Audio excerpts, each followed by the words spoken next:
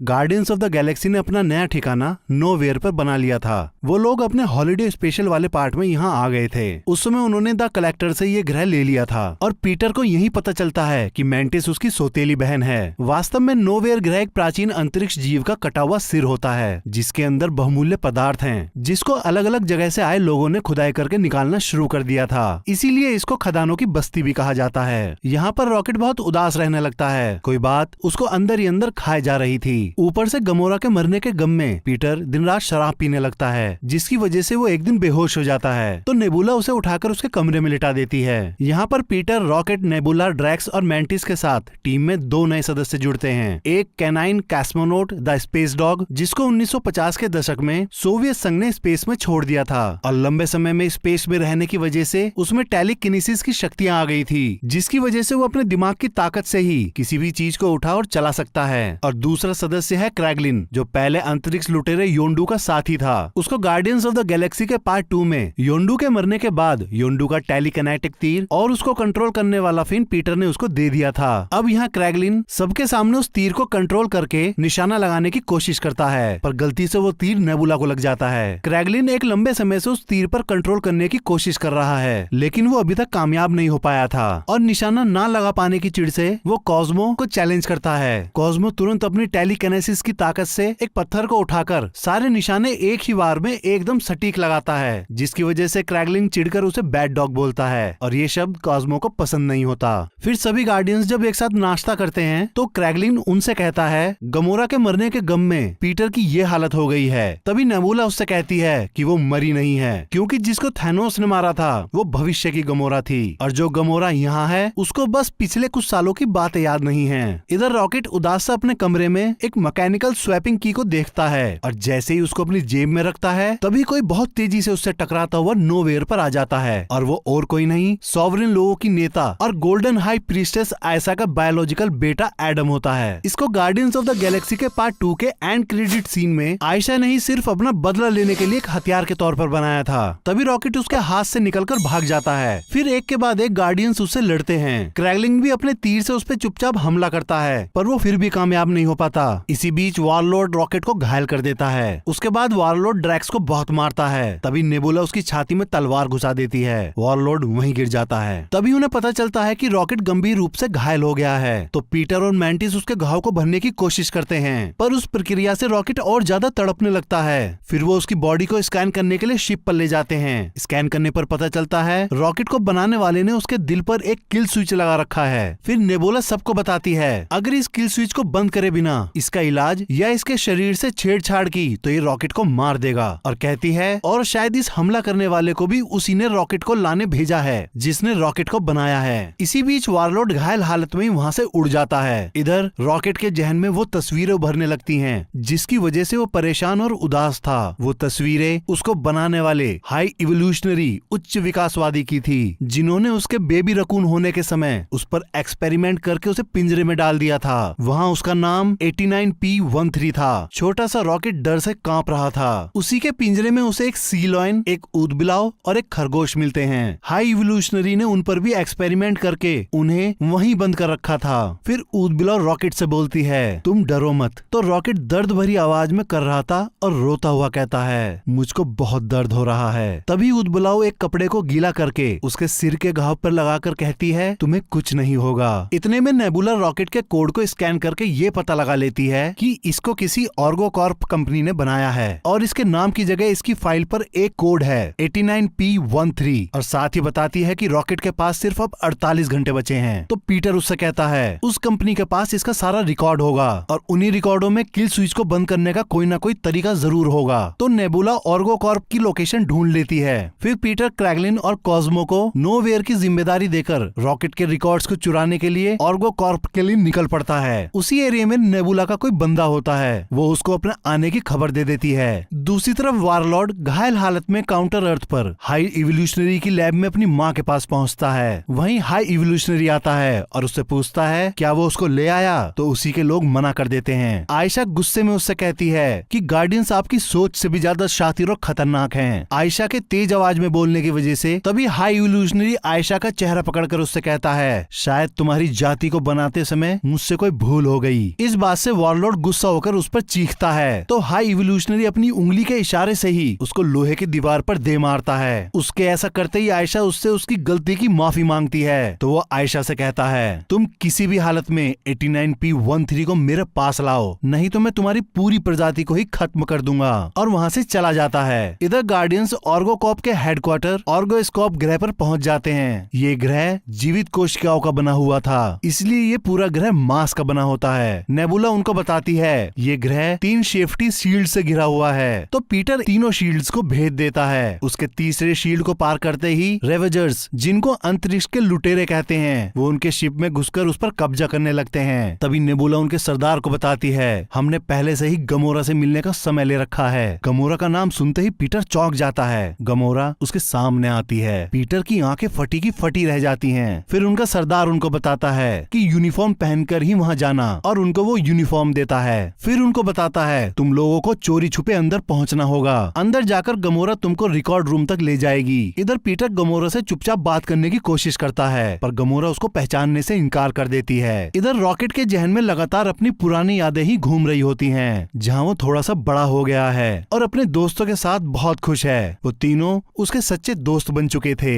फिर high evolutionary rocket के दिमाग का टेस्ट करने के लिए उसको कुछ सवाल देता है, जिसको रॉकेट बहुत जल्दी सुलझा देता है। हाई इवोल्यूशनरी उसके तेज दिमाग से बहुत प्रभावित होता है और फिर उसको अपनी लैब में लेके जाता है और वहाँ उसे बताता है मेरा सिर्फ एक लक्ष्य है, हमारे बेहतर समाज के लिए बेहतरीन प्रजातियां बनाना, जैसे कि तुम जैसे साधारण जीवों को असाधारण बनाना। इसलिए तुम्हारे बाद में जितने भी जीवों के साथ एक्सपेरिमेंट होगा, अब मैं उन्हें नई टेक्नोलॉजी की मदद से किसी भी जीव के अंदर लाखों वर्षों का बदलाव कुछ ही सेकंड्स में ला सकता हूँ। और उसके सामने एक चैम्बर में कछुआ रखकर उसे ऑन करवा देता है। कुछ ही सेकंड्स में वो विशाल कछुआ बन जाता है, जैसे निंजा टर्टल्स होते हैं, पर साथ ही उसमें बहुत ज्यादा गुस्सा भी भर जाता है, जिसकी वजह हाई इवोल्यूशनरी समझ नहीं पाता, क्योंकि वो सिर्फ शांत जीव चाहता था और वो समझ ही नहीं पा रहा था कि आखिर गलती कहाँ हो रही है। एक्सपेरिमेंट नाकाम होने की वजह से वो उस जीव को जला देता है। तभी रॉकेट उसको बताता है उसकी मशीन एक केमिकल को कम बना रही है, जो इसके दिमाग में जाकर और केमिकलों के साथ रिएक्शन करके एसिड बना रहा है। इसी वजह से कछुए को गुस्सा आ रहा है। हाई इवोल्यूशनरी और उसके लोग बड़ी हैरानी से रॉकेट की तरफ देखते हैं। इधर गार्डियन स्पेस सूट पहनकर ऑर्गोस्कोप की सतह पर उतर जाते हैं। नेबुला अपने लेजर की मदद से उसकी सतह से मांस का हिस्सा हटा देती है और फिर सभी वहाँ से अंदर एंटर कर जाते हैं। पर कॉर्पोरेशन वालों को कुछ शक हो जाता है, तो वो उस रूम में सिक्योरिटी गार्ड भेजते हैं। गार्डियंस जल्दी से अपना स्पेस सूट उतार देते हैं और वहीं लॉकर में छुपा देते हैं। तभी अचानक गार्ड्स उनके रूम में आ जाते हैं, तो पीटर और मैंटिस उन पर अचानक से रूम में आने की वजह से गुस्सा करते हैं। गार्ड्स को लगता है कि वो कॉर्पोरेशन के ही लोग हैं, तो वो वहाँ से चले जाते हैं। अब टीम 2 हिस्सों में बट जाती है। गमोरा, पीटर और नेबुला रिकॉर्ड रूम की तरफ जाते हैं। ड्रैग्स और मैंटिस नीचे जाकर अपने स्पेसशिप को अंदर लाने का रास्ता ढूंढते हैं, लेकिन कॉर्पोरेशन के लोग उन दोनों अजनबियों को पहचान कर अपने सिक्योरिटी गार्ड्स को खबर कर देते हैं। इधर पीटर रिकॉर्ड रूम में मैनेजर को पटाने की कोशिश करता है, पर काफी देर तक कामयाब न होने की वजह से गमोरा वहां आकर उस मैनेजर पर गन तान देती है। तो वो मैनेजर जल्दी से जीवों पर हुए एक्सपेरिमेंट का सारा डेटा चेक करती है। मैनेजर उनको 89P13 का सारा डेटा दे देती है। तभी सिक्योरिटी अलार्म बज उठता है और उन सभी लोगों को वहाँ गार्ड्स घेर लेते हैं। ड्रैग्स और मैंटिस उनसे लड़ने लगते हैं, लेकिन गमोरा मैनेजर को ही बंधक बनाकर वहाँ से निकलने लगती है। इतने में नेबुला ग्रूट को वहाँ शिप लाने को कहती है और उन लोगों के नीचे आते ही वो लोग भी सबसे लड़ने लगते हैं, पर गार्डियंस वहाँ फंस जाते हैं। तो पीटर उस मैनेजर से रिक्वेस्ट करता है कि उसको कैसे भी करके उनके सिक्योरिटी गार्ड्स के सूट का कंट्रोल दे दे, क्योंकि वो यहाँ से निकलकर अपने दोस्त की जिंदगी बचाना चाहता है। इतने में गार्ड्स ताबड़तोड़ फायरिंग शुरू कर देते हैं। मैनेजर पीटर की आंखों में वो सच्चाई देखकर उसको एक्सेस दे देती है। पीटर जल्दी से गार्ड्स के सूट के जेट पैक्स को हैक कर लेता है, जिसकी वजह से वो गार्ड्स के कंट्रोल से बाहर हो जाते हैं। इतने में ग्रूट शिप अंदर ले आता है और वो लोग वहाँ से निकल जाते हैं। फिर रॉकेट को वो बात याद आती है जब उसने और उसके दोस्तों ने अपने नाम रखे थे। ऊदबिलाव ने लायला, सी लोयल ने टिप्स और खरगोश ने फ्लोर। और क्योंकि रॉकेट को हमेशा से ही आसमान में उड़ना था, इसीलिए वो अपना नाम रॉकेट रखता है और वो अपने दोस्तों से कहता है एक दिन मैं उड़ने वाली मशीन बनाऊंगा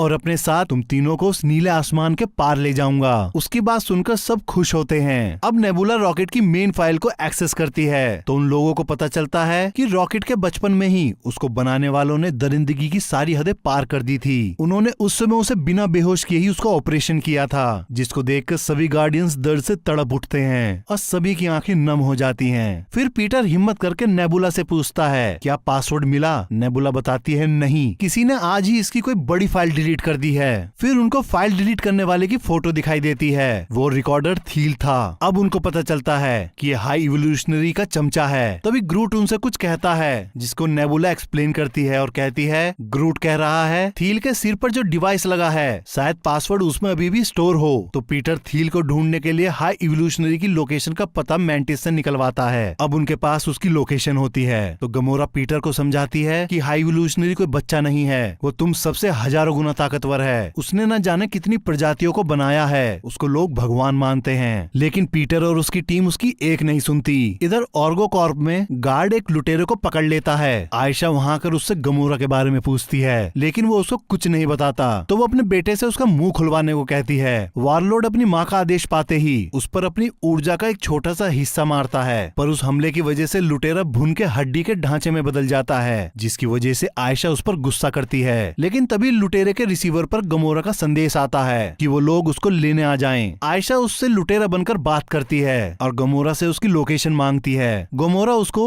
शिप की लोकेशन सेंड कर देती है। शिप पर अचानक रॉकेट तड़पने लगता है। उसको फिर से एक पुरानी याद परेशान करने लगती है। जब हाई इवोल्यूशनरी रॉकेट को पागलों की तरह ढूंढता हुआ उसके पिंजरे पे आता है, लेकिन दिन रात लगातार काम करने की वजह से उसकी तबीयत खराब हो जाती है। वो फिर भी रॉकेट को लेकर वापस अपनी लैब में आता है और उसके सामने एक कैंगरू, बंदर और खरगोश को अलग अलग मशीनों में रखकर उनको ऑन कर देता है। पल भर में वो विकसित होकर बड़े हो जाते हैं, पर इस बार इनमें कोई गुस्सा नहीं होता। पर हाई इवोल्यूशनरी इस बात से उखड़ जाता है कि इसका हल रॉकेट ने कैसे निकाला, क्योंकि वो उसको खुद नहीं कर पाया। रॉकेट उसका ये रूप देखकर डर जाता है। फिर हाई इवोल्यूशनरी रॉकेट को बताता है, अब ये प्रजातियां मेरी नई दुनिया में जाने के लिए तैयार हैं। तभी रॉकेट उससे पूछता है, क्या हम नई दुनिया में जाने के लिए तैयार हैं? तो हाई इवोल्यूशनरी उसका मजाक बनाता हुआ उससे कहता है, तुम्हारा बैच 89 कभी भी नई दुनिया में जाने के लिए नहीं बना था। तुम सिर्फ मेरा एक तुच्छ सा एक्सपेरिमेंट हो, लेकिन मुझको अभी भी तुम्हारे दिमाग को समझना है। तो वो अपने आदमियों से कहता है कि सुबह इसकी सर्जरी करके इसका दिमाग निकाल लो और बाकी बचे इसके सारे बैच को खत्म कर दो, वो मेरे किसी काम के नहीं है। इधर नेबुला रॉकेट को इंजेक्शन देकर सुला देती है। अब वो लोग पहुंचते हैं काउंटर अर्थ, जो कि हाई इवोल्यूशनरी का ठिकाना था। पीटर जब उस ग्रह पर आता है तो वो इस ग्रह को पृथ्वी की एक सटीक कॉपी देखकर हैरान हो जाता है। वो वहाँ की कॉलोनी पर उतरता है। वहाँ के रहने वाले लोग कोई आम इंसान नहीं बल्कि जानवरों के विकसित रूप होते हैं। वो लोग गार्डियन से लड़ने लगते हैं तो ग्रूट उनको डराकर भगा देता है, पर भागने की वजह से एक नागरिक को चोट लग जाती है और वो वहीं गिर जाती है। पीटर उसको संभालता है। वो उसको अपने घर ले आती है। वहाँ आकर पीटर उससे बात करने की कोशिश करता है, पर वो कुछ नहीं समझ पाती। तो पीटर रिकॉर्डर थील का एक फोटो बनाता है। वो तुरंत उसे देखकर समझ जाती है और उसको अपनी खिड़की से हाई इवोल्यूशनरी की लैब दिखाती है। फिर पीटर वहाँ पहुँचने के लिए उनसे उनकी कार मांगता है। वो ड्रैक्स और मैंटिस को रॉकेट के पास छोड़कर अपनी बंदूकें ग्रूट को देकर नेबुला और उसके साथ लैब की तरफ निकल पड़ता है। इधर शिप को ट्रैक करती हुई आयशा भी अपने बेटे के साथ काउंटर अर्थ पे आ जाती है। पीटर और उसके दोस्त लैब की तरफ जाते जाते देखते हैं कि इस सभ्य समाज के लोग गरीब हैं, बच्चे ड्रग्स ले रहे हैं और कुछ बुरी तरह से लड़ रहे हैं। फिर वो लैब के गेट पर पहुंच जाते हैं। वहाँ उसके गार्ड्स नेबुला को रोक देते हैं क्योंकि वो एक हथियार थी।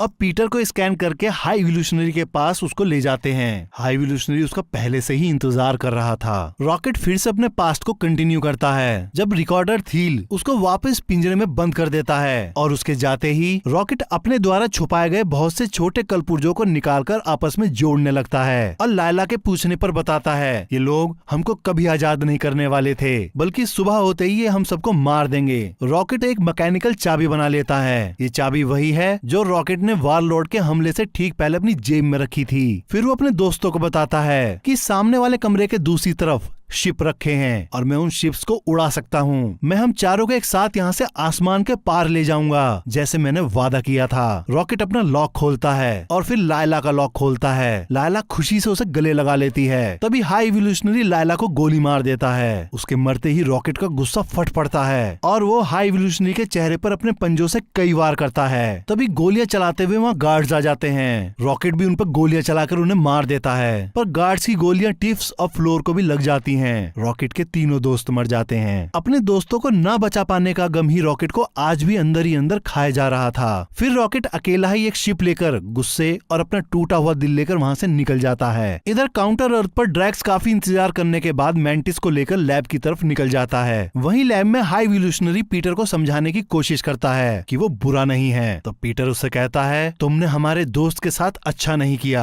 तो हाई इवोल्यूशनरी उसको बताता है मैंने ये सब एक परफेक्ट दुनिया बनाने के लिए किया है। इसी बीच हाई इवोल्यूशनरी का फाइटर पिग पीटर के शिप में घुसकर रॉकेट को उठाकर ले जाने लगता है, पर गमोरा उसे रोक देती है। तो फाइटर पिग रॉकेट को वहीं छोड़कर गमोरा को टक्कर मारकर गिरा देता है। इधर पीटर हाई इवोल्यूशनरी से कहता है परफेक्ट दुनिया में कोई लड़ता नहीं है और ना ही कोई बच्चों को ड्रग्स बेचता है। हाई इवोल्यूशनरी उसकी बात सुनकर उदास होकर उससे कहता है हाँ बात तो सही है, इसीलिए मैं इस ग्रह को वैसे ही तबाह करूंगा जैसे मैंने पहले कई बार किया है और इसका फिर से निर्माण करूंगा। तभी फाइटर पिग रिकॉर्डर को संदेश देता है कि 89P13 उसके कब्जे में है और वो उसको लेकर आ रहा है। तभी हाई इवोल्यूशनरी अपनी लैब को ही लॉन्च करवा देता है। इधर गमोरा फिर से फाइटर पिग को रोकने की कोशिश करती है, पर वो जैसे ही गमोरा को मारने वाला होता है तभी वारलॉर्ड वहां आकर फाइटर पिग से कहता है मुझको अपनी नस्ल बचानी है, इसलिए रॉकेट मुझे दे दो। लेकिन जैसे ही पिग उस पर हमला करने वाला होता है वारलॉर्ड उसका सिर ही उखाड़ देता है। इतने में गमोरा रॉकेट को लेकर वहां से निकल जाती है। हाई इवोल्यूशनरी काउंटर अर्थ को तबाह करने के लिए उसका सेल्फ डिस्ट्रैक्शन मोड ऑन कर देता है, जिससे वहां जैसे प्रलय सी आ जाती है। वो सब देख के गमोरा वापस शिप पर आती है, पर वारलॉक को अपनी माँ का ख्याल आता है तो जल्दी से अपने शिप की तरफ उड़ जाता है, लेकिन वो अपनी माँ आयशा को बचा नहीं पाता। तो फिर वो अपने पालतू जानवर को लेने वापस गमोरा के पास आता है, पर ज्यादा घायल होने की वजह से खुद ही बेहोश हो जाता है। इधर लैब के अंदर पीटर ग्रूट के अंदर छुपाए हुए हथियारों की मदद से वहाँ हमला कर देता है। वो दोनों वहाँ सबको मार देते हैं और पीटर रिकॉर्डर थील को लेकर लैब से कूद जाता है। हाई इवोल्यूशनरी के वापस आते ही ग्रूट भी वहाँ से कूद जाता है। हाई इवोल्यूशनरी उनको कुछ नहीं कहता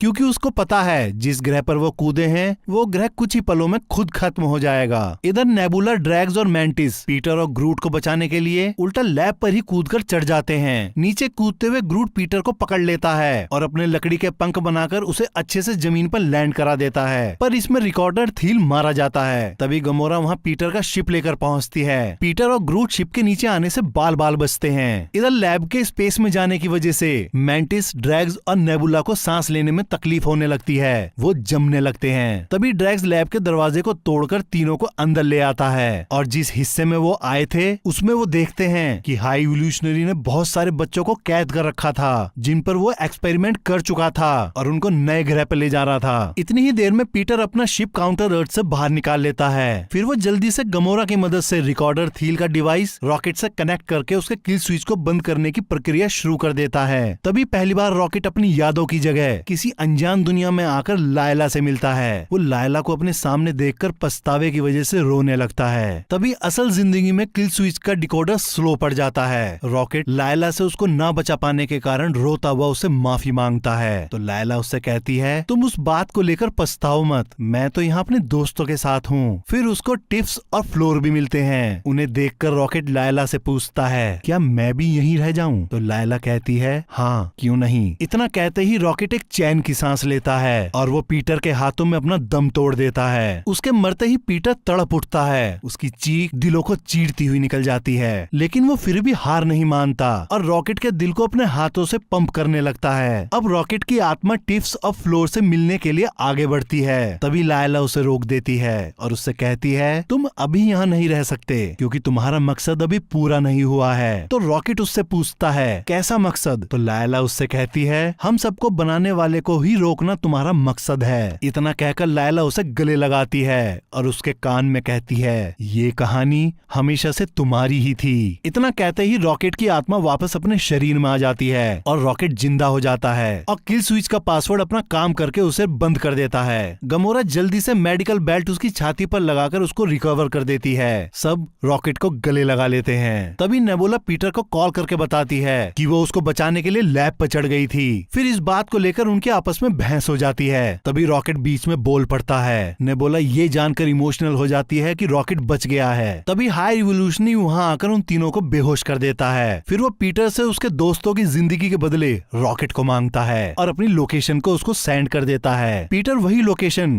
क्रैगलिन को भेजकर उसको भी वहीं आने के लिए कहता है। इधर हाई इवोल्यूशनरी की दूसरी रीडर उसको सलाह देती है कि अच्छा होगा अगर हम गार्डियन से लड़े बिना ही नए ग्रह पर चले जाएं। उसकी बात सुनकर हाई इवोल्यूशनरी भड़क जाता है और उससे कहता है अब तक मैंने लाखों प्रजातियां बनाई हैं, पर वही है जिसके दिमाग में चीजों को बनाने की शक्ति है, सिर्फ एक वही, इसलिए वो मुझे चाहिए। साथ ही वो नेबुला, मेंटिस और ड्रैक्स को कैद कर लेता है। अब पीटर हाई इवोल्यूशनरी के लैब की लोकेशन पर पहुंचता है और अपने शिप को 3 हिस्सों में कर लेता है। हाई इवोल्यूशनरी उनको देखकर खुश हो जाता है। तभी ठीक उनके पीछे क्रैगलिन पूरा का पूरा नोवेयर लेकर आ जाता है और अपनी तोप से लैब पर हमला कर देता है। हाई इवोल्यूशनरी गुस्से से अपने सबसे एडवांस सिपाहियों को एक्टिवेट करके उनके शिप और नोवेयर पर हमला करवा देता है। वो सिपाही नोवेयर की दीवार को फाड़कर उसके अंदर घुस जाते हैं। उसके बाद वो नेबुला, ड्रैग्स और मेंटिस को मारने के लिए अपने विशाल जीव एबेलिस्क उन पर छोड़ देता है। इधर वॉरलॉर्ड भी होश में आ जाता है। वो अपने आप को छुड़ाकर अपने पालतू जानवर को लेकर पीटर के शिप में घुस जाता है, जिसकी वजह से उनका शिप क्रैश हो जाता है। रॉकेट और ग्रूट भी वहां जाते हैं। इधर नोवेयर पे सैनिक तबाही मचा देते हैं, जिसको देखकर क्रैगलिन तीर निकालता है और अपने दिल और दिमाग को शांत करता है। तभी उसको योंडो की आत्मा दिखाई देती है, जो उसको खुद पर भरोसा करने का इशारा करती है। उसको देखकर क्रैगलिन इमोशनल हो जाता है और अपना तीर चलाता है। इस बार वो पलक झपकते ही सारे सैनिकों को मार देता है। फिर उसके बॉस को कॉस्मो अपनी शक्ति से दीवारों के बीच में भींचकर मार देता है। इधर मेंटिस अपनी शक्ति से